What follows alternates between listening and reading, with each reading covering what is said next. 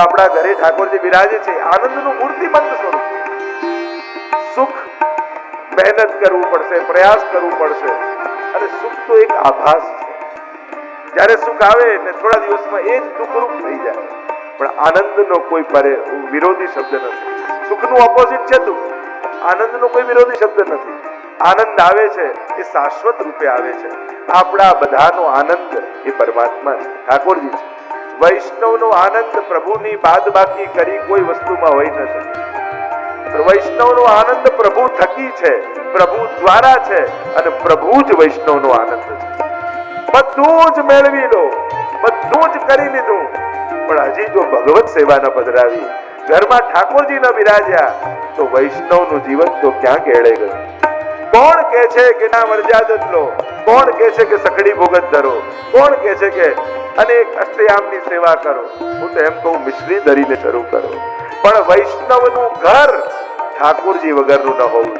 અરે ચલો પુષ્ટાવતા નહીં, પહેલા પછી પુષ્ટાવતા, પણ એક સુંદર લાલનનું, શ્રીનાથજી બાબાનું કોઈ એક સ્વરૂપ તો પધરાવો. વૈષ્ણવનું ઘર ઠાકોરજી વગરનું ન હોવું. કારણ કે જો પ્રભુ વગરનું ઘર રાખ્યું ને, તો ક્યારે આ કલયુગ આપણા ઘરમાં પ્રવેશી જશે ને ખબર નહીં પડે. ત્યાં ઘરમાં જ એવા સંજોગો થઈ જશે કે ઘરના જ લોકો ઘરમાંથી કાઢી.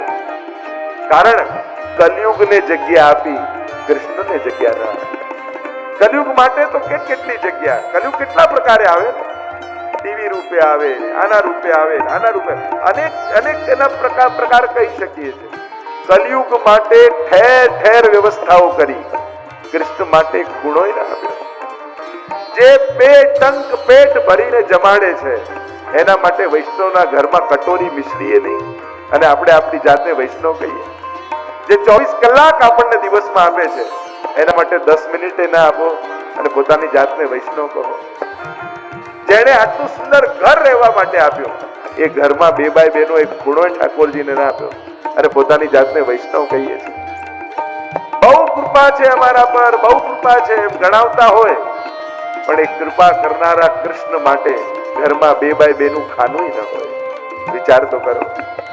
દુનિયામાં થોડી મદદ કરી જેણે સંસારમાં, રોજ ટેલિફોન કરીને થેન્ક યુ ને તમારી તો બહુ મદદ ને તમારો તો બહુ સાથ, પણ જેણે જીવનભર ઉપકાર કરતા રહ્યા, એ ઠાકોરજીને રોજ સવારે 2 મિનિટ 2 હાથ જોડીને ક્યારે ઉપકાર ન માન્યો કે ઠાકોરજી ખૂબ કૃપા છે તારી મારા ઉપર, તે ક્યાં સંકટોથી મને કાઢીને આજે આ સ્થાને રાખ્યો છે. ક્યારેક તો યાદ કરો. અરે ઘરમાં ઠાકોરજી બિરાજતા હોય અને એ જ ઘરમાં રહેનારા લોકો રોજ દંડવત કરવા એને. અરે તમારા ઘરમાં કોઈ મહેમાન આવ્યું હોય ને, અને મહેમાન રાતના આવ્યું ને રોકાયું હોય, અને સવારે ને મળ્યા વગર કામ પર નીકળી જાવ ને દુકાને, તો એને ખોટું લાગી જાય. ખબર છે એને કે હું ઘરમાં આવ્યો છું, મળીને ના ગયા, જોયું નહીં મારી સામે, હા એનો ન કર્યો. તો વિચાર કરો, એક સાધારણ મહેમાન ઘરમાં આવ્યું ને મળો નહીં અને નીકળી જાવ તો એને અપમાન લાગે. તો આ જગતનો નાથ વૈકુંઠ છોડી તમારા 2x2 ના ખાનામાં રહેવા તૈયાર થયો અને દિવસે એને મોઢું બતાવો નહીં અને સીધા નીકળી જાઓ, તો ક્યાંક એનું અપમાન નથી? જેના ઘરે ઠાકોરજી બિરાજે છે, અને ખાસ કરીને ભાઈઓને કહી, આવું અપમાન ઠાકોરજીનું ન કરશો. ભલે પોડી જાય કે જાગ્યા ન હોય ને તમારે વહેલા જવું હોય, પણ એક નિયમ દરેક વૈષ્ણવના ઘરમાં હોવો જોઈએ. એ યુવાનો હોય કે વડીલો હોય, બધાને કહીશ, રોજ પ્રભુના મંદિર આગળ દંડવત કરી પ્રભુની આજ્ઞા માંગીને પછી જ ઘરેથી નીકળો. અરે તમારું અલૌકિક તો ઠીક, તમારું લૌકિક કેવું સારું થવા લાગે છે એ તમે અનુભવ કરવાના. કારણ કે વંદન કરીને જાઓ છો ને, ત્યારે તમે કેવલ શીશ નથી નમાવતા, ઠાકોરજી હાથ ઊંચો કરે છે. એમના આશીર્વાદ જ્યારે તમારા કર્મ સાથે ભળી જાય છે, પછી તમારી સફળતા કોઈ રોકી શકતું નથી. કારણ લક્ષ્મી પાછળ દોડવા તો જાઓ છો, પણ લક્ષ્મી છે ક્યાં? તો કે ઠાકોરજીના ચરણમાં. જે સૌભાગ્ય, જે સુખ, જે મંગલની ઈચ્છા રાખો છો, દુનિયાનો માણસ મદદ કરી શકશે, સુખી નહીં કરી શકે. સુખ તો દાતા તો કેવળ ઠાકોરજી જ છે. અને સુખ જો મેળવવા નીકળ્યા છો, તો સુખનો સોર્સ એ તો પ્રભુના ચરણ છે. એને વંદન કરીને જશો તો જીવનમાં સર્વ પ્રકારના સુખો આવશે. અને એટલે પ્રભુનું સ્વાગત કરીએ છીએ. તમને ભલે એમ લાગે કે મારા ઘરમાં ઠાકોરજી પધરાઈએ છે, પણ પ્રભુ એકલા નથી આવતા. સૌથી પહેલા જે ઘરમાં ઠાકોરજી પધારવાના હોય એ ઘરને સૌથી પહેલા ઠાકોરજી વ્રજ બનાવે. કારણ કે વ્રજને છોડીને ઠાકોરજી એક ડગલું નથી જતા. વ્રજ બનાવે, બીજું તમને વ્રજવાસી બનાવે. કારણ કે બે પ્રકારના વ્રજવાસી હોય. એક જે વ્રજમાં હાલ ભૌતિક વ્રજ છે ત્યાં રહેતા હોય એ વ્રજવાસી, અને બીજા જેના હૃદયમાં વ્રજવાસ કરતું હોય એ પણ એક વ્રજવાસી. એટલે આપણે કદાચ વ્રજમાં નથી રહેતા, પણ વ્રજ આપણા હૃદયમાં ચોક્કસ વસાવ્યું છે, તો આપણે એ વ્રજવાસી તો છીએ. તો પ્રભુ ભક્તને વ્રજવાસી બનાવે, એના ઘરને વ્રજ બનાવે, અને સમગ્ર વ્રજ પરિકરને લઈને ઠાકોરજી પધારે.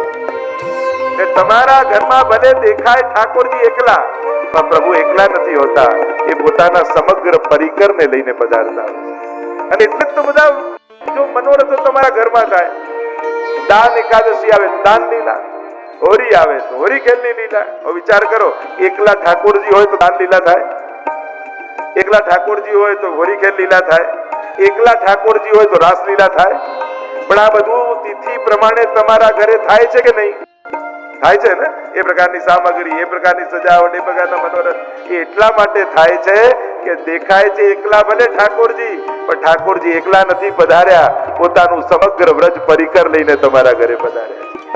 એટલે તમારું વ્રજ, તમારું ઘર એ સમસ્ત પરિકર સહિત બિરાજે.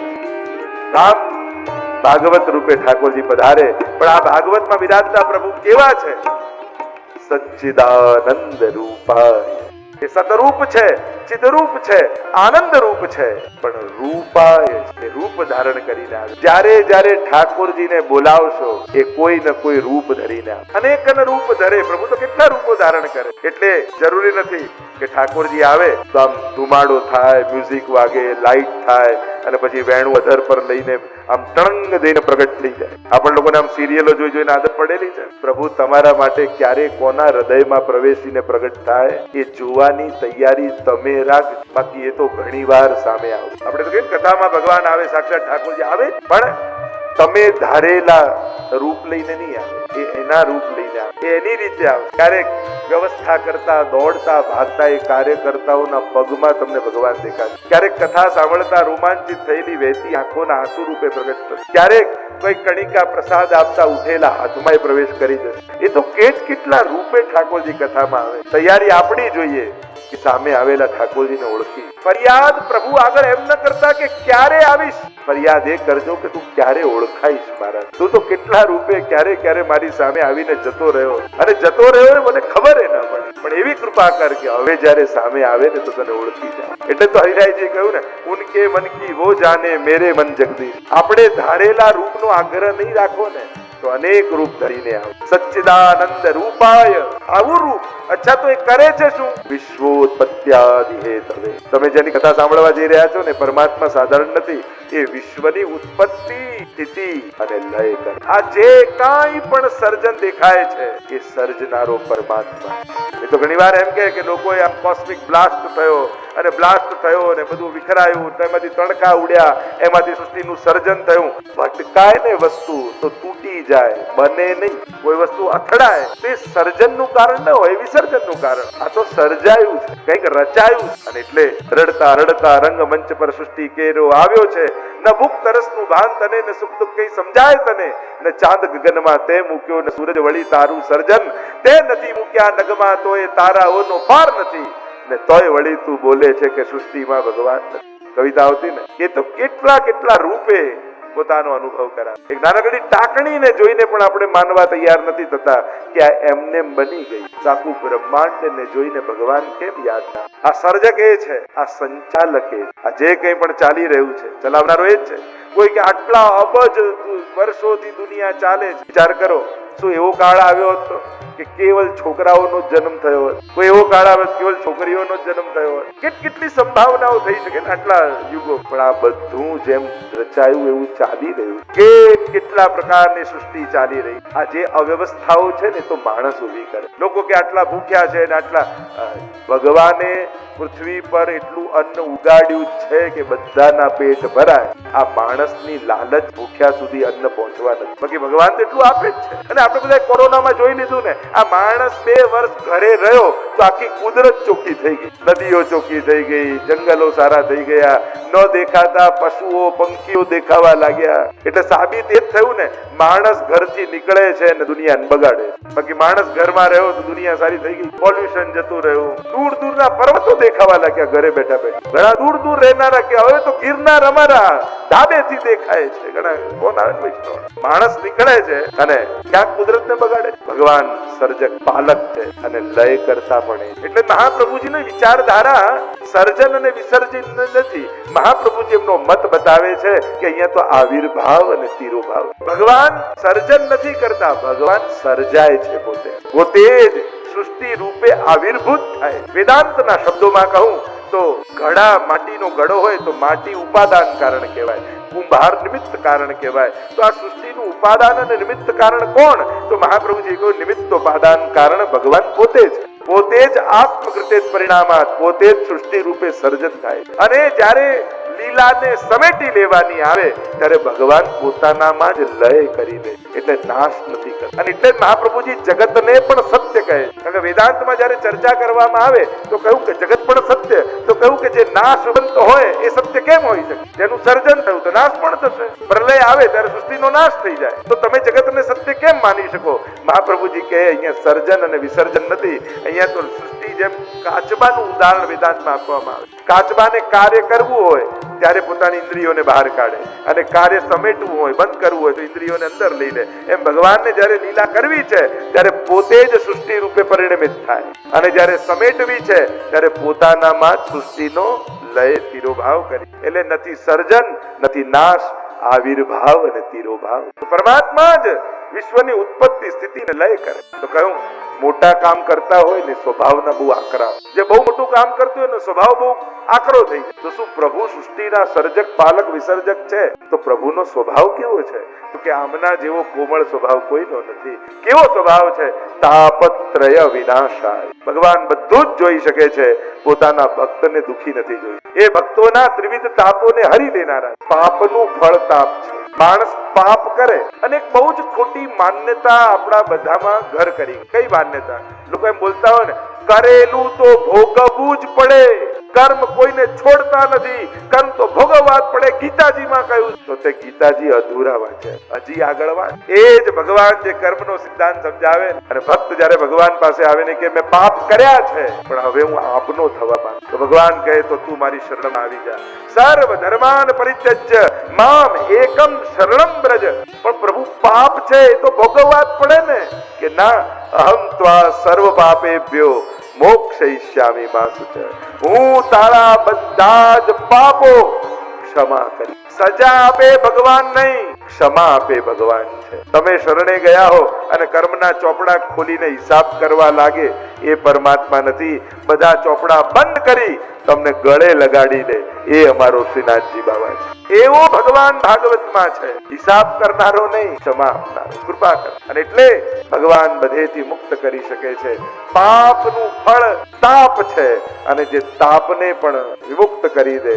તાપત્રય વિનાશાય. 3 પ્રકારના તાપ છે, આદિ ભૌતિક, આધ્યાત્મિક અને આદિ દૈવિક.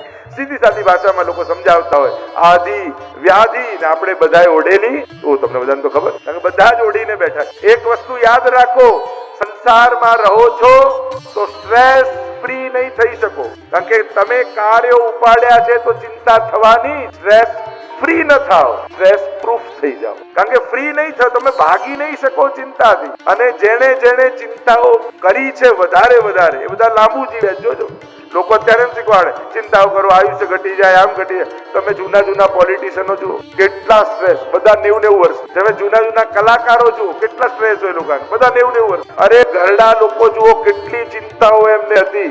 અત્યારે તો આપણે બધા બહુ સોફ્ટ થઈ ગયા. જૂના લોકોને જુઓ, ખેતીમાં ચિંતા, વરસાદની ચિંતા, દીકરીને પરણાવવાની ચિંતા, ઘર ચલાવવાની ચિંતા, બધા 100 વર્ષના થયા.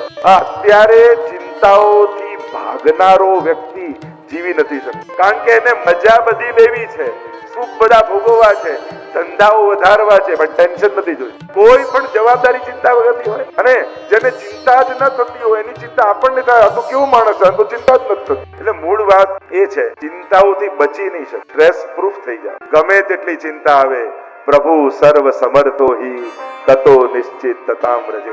નવરત્ન ગ્રંથ વાંચો તો મહાપ્રભુજી તમને સ્ટ્રેસ પ્રૂફ બનાવે, સ્ટ્રેસ ફ્રી નથી બનાવે. જ્યારે નવરત્ન તમે વાંચો, ચિંતા કાપી નકાર્યા નિવેદિતા કદાપી દે. અરે ગમે તેવી ચિંતા આવવા દો, ભગવાન અપી પુષ્ટિસ્થો, ભગવાન પુષ્ટિસ્થ છે. અને કેવો છે? પ્રભુ સર્વ સમર્થો હિ, એ સર્વ સામર્થ્યવાન. અને સીધે સાદો સિદ્ધાંત મહાપ્રભુજી આપ્યો, તથૈવ તસ્ય લીલેતી मतवा चिंताम धृतम तजे. ये तो सब ठाकुर जी की लीला है. તું કરનારો હોય તો તને ચિંતા થાય, કરનારો તો પરમાત્મા છે, તું તો નિમિત્ત માત્ર છું.